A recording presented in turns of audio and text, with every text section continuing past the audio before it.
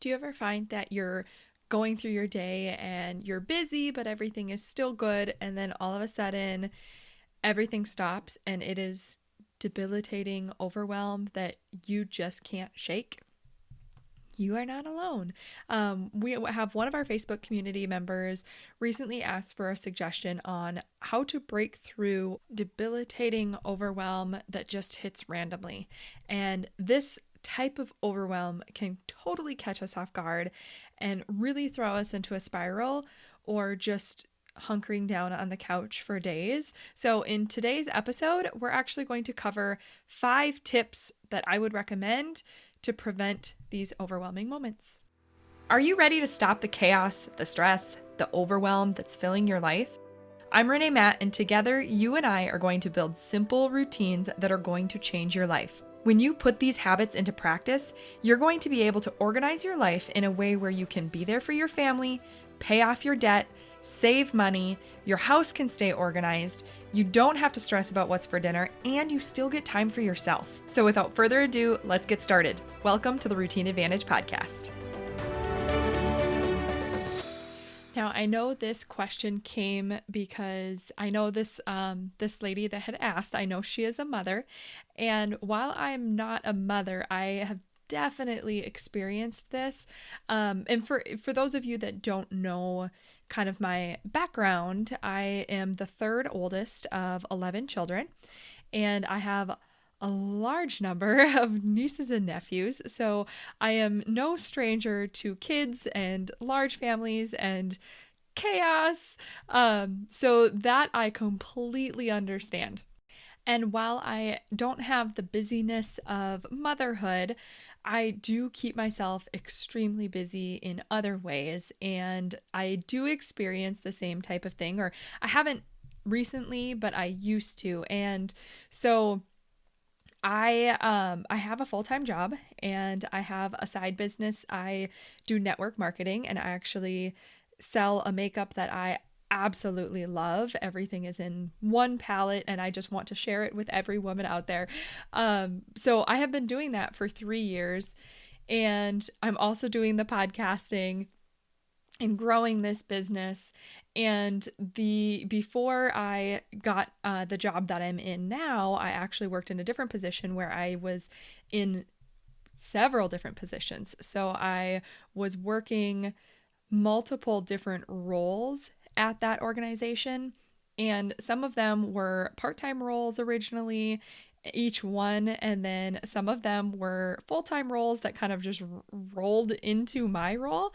And I was doing, I believe it was 5 different positions at the same time by the time I left, and it was during COVID, so it was an insanely busy year. And I swear, like, I was a different person at the end of that year, and I'm pretty sure I lost my eyesight because I was staring at a screen so much for a full year. But during that year especially, I was constantly go, go, go, go, go, and then all of a sudden, like, I just couldn't go anymore, and I would just shut down. And so even though I don't have the experience in the motherhood side of things, I completely relate to getting the debilitating overwhelm where it just hits you like a ton of bricks and you just can't do anything. So I want to share some things because in the Facebook community, Michelle had asked for suggestions on breaking through debilitating overwhelm that hits randomly.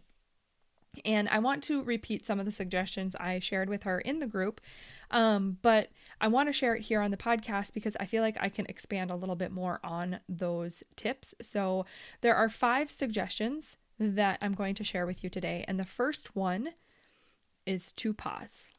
And when you start feeling overwhelmed, the last thing you want to do is stop and assess, because when you're feeling overwhelmed, a lot of times it's because you feel behind. So if you stop, you feel like you're going to fall even more behind. So you just have to keep going and keep going and keep going. Or you get to the point where you can't keep going and your body just physically does not let you. So there's 2 different sides of it, but either way, I want you to stop and I want you to pause. And I want you to sit down and close your eyes if you need to. Take several slow and deep breaths, and then grab a pen and paper, because we're going to go into the second tip, and I want you to write. Now, you don't have to call it journaling. It doesn't have to be a specific journal. You can grab a scrap piece of paper if you want to, grab the back of an envelope if you have a pile of mail sitting there, whatever you have. I want you to just sit down and write and brain dump, whatever you want to call it. But if you're not sure what to write, just say a prayer and ask for the words to know what your next steps are, and set your timer for 10 minutes and then just start writing. And you can ask yourself why you're feeling overwhelmed and just start writing everything that comes to mind. And then ask yourself, why are they important to you? And then write everything that comes to mind. And then you also want to ask you, are they actually important? Or can you let them go? And this process might feel really weird in the beginning, especially if you're not used to doing it. But when you are setting the timer, do not let yourself stop writing for that 10 minutes, because eventually when you just keep writing and keep writing and keep writing and you don't let yourself quit, it's eventually going to break through the awkwardness and just start flowing. And that will allow you to just get all of your frustrations, all of your worries, all of your concerns just out onto paper, so you can really see what is happening in your brain. And then you can start to pick out, okay, these are the important things, or these are things that I don't need to be worrying about, and I can let these go. And that is a really cool exercise, especially when you're feeling overwhelmed, but really you can do this at any point in your life. Like, you can do that anytime. And then number 3 is to ask for help.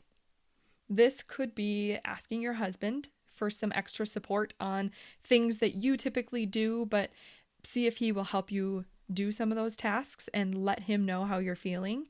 Maybe it's asking your kids to take on some extra chores. Maybe if you have kids, maybe it's asking a friend or your sister or your mom if they can take the kids for a day and give you time to just catch your breath and do some things for you.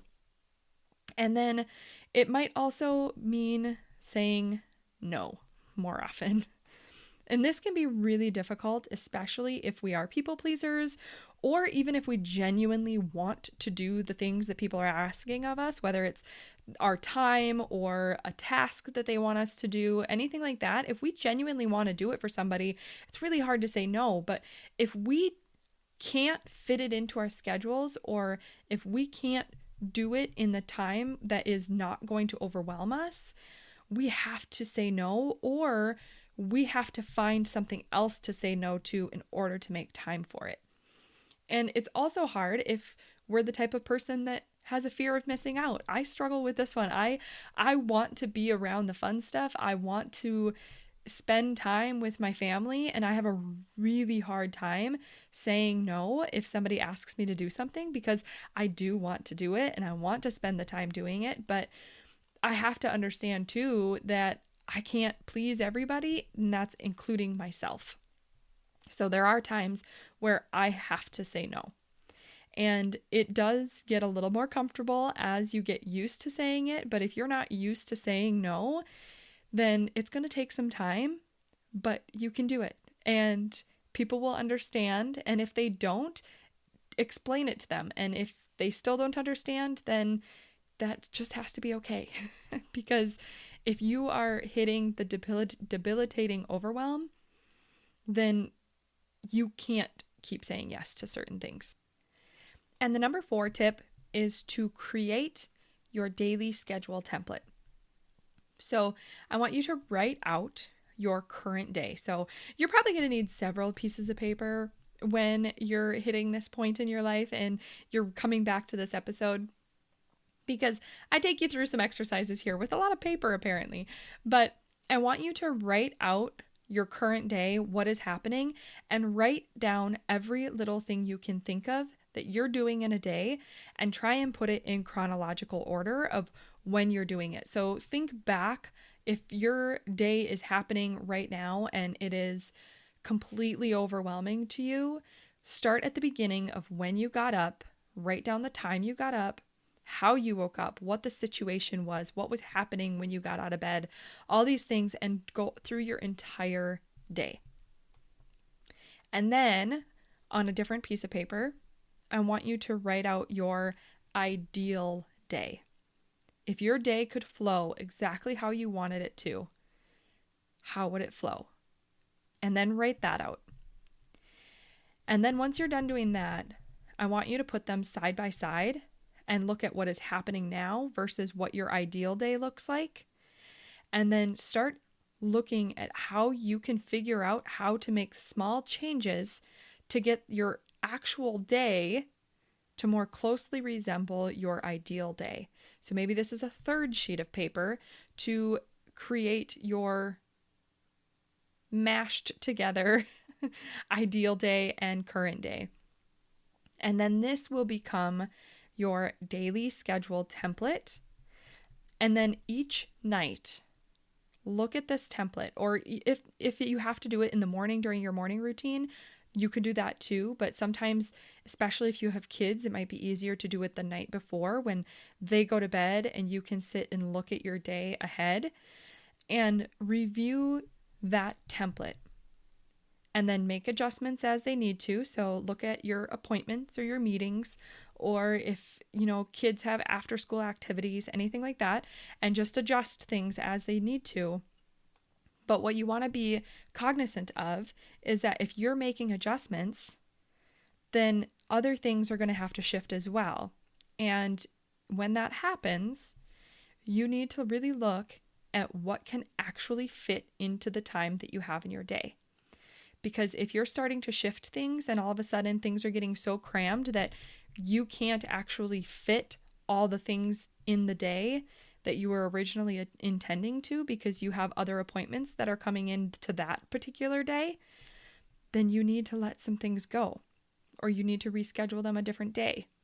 Because if we are trying to cram them into time that we don't have, we're automatically setting ourselves up for failure, because we cannot do all the things that we need to do if we don't have the time to do them.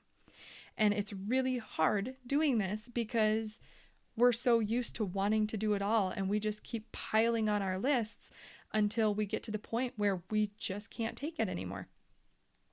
So it's really important that when you're making these shifts, to be able to look and see what you need to let go of and what you need to keep. And that's why this is a really good practice to have, to always be reviewing this the night before. I actually have a practice of doing it the week before, and I look ahead at all of the different days in the week ahead, and I adjust for each day throughout that week, so that when I hit Monday morning, I know exactly what I'm doing, but I still review it for each day the day prior. So even though I've done it for the whole week, the night before or the day before, I usually do it more in the afternoon, but I look ahead at the following day and I just make sure that I'm on the same page. And then I also kind of refresh my memory so I know what I'm going into the next day. And then number 5 is to listen to the podcast. And this is not just a plug for the podcast. That's not what I'm intending to do here. I created the podcast to help with situations like this because I know exactly how much it has changed my life to organize these 5 foundational routines. And those are the first routines that I talk about. It's the acronym FIRST. And by doing those 5 routines, you can create 5 simple routines for those 5 big areas. So when you go back and listen to episodes 3, 4, 5, 6, and 7, so that's 5 episodes. Each episode is dedicated to one of those 5 routines. But once you listen to those, you can set up those 5 routines for yourself so that you can get organized and you have a go-to simple routine that is quick and easy, that you will be able to repeat over and over, that you will have a routine for your personal time, your meal plans, your cleaning your house, getting your exercise in, and even taking control of your budget and your money and paying your bills on time. All of those things are inside of these 5 routines. And when you get those organized, the rest of your life and the demands on your time and your mental energy, they decrease significantly. I cannot tell you how much of a difference it makes to just have a go-to routine for each of those 5 areas. So if you're feeling overwhelmed, this might be a really good way to go back and organize these 5 areas. And that is going to be a huge help to give you a starting point to be able to not run into these overwhelming days that just get you stuck. So to recap those 5 steps, number 1 is pause. Number 2 is write. 3 is ask for help. 4 is to create your daily schedule template. And number 5 is to listen to episodes 3 through 7 and create those 5 first routines. So I hope that helps you. If you have a question for me, or if you want my suggestion on something, I am happy to share. I would love to hear from you. I would love to help you in any way I can. And you can do it a couple of different ways. You can go into the Facebook community and leave your question for me in there. You can go to facebook.com/groups/theroutineadvantagecommunity. Or you can go to yourorganizedlifeblueprint.com, scroll all the way to the bottom, and there is a speak pipe message. There's a little orange button, and it kind of looks like an ad at the bottom of the page. You just scroll all the way to the bottom, but there's a little button that asks you to leave a voicemail, and you just click it and you can record your voice on any device, whether you're on a computer or a phone or whatever you are on.